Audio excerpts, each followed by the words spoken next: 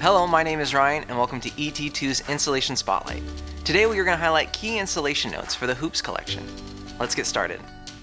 We do not recommend cutting the electrical wires. There is ample room inside the canopy for all the excess wire.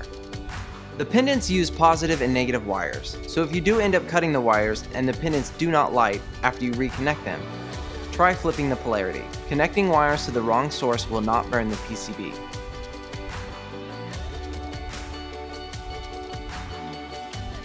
To adjust the height of the pendant, use the pushpin cord lock to adjust to desired height.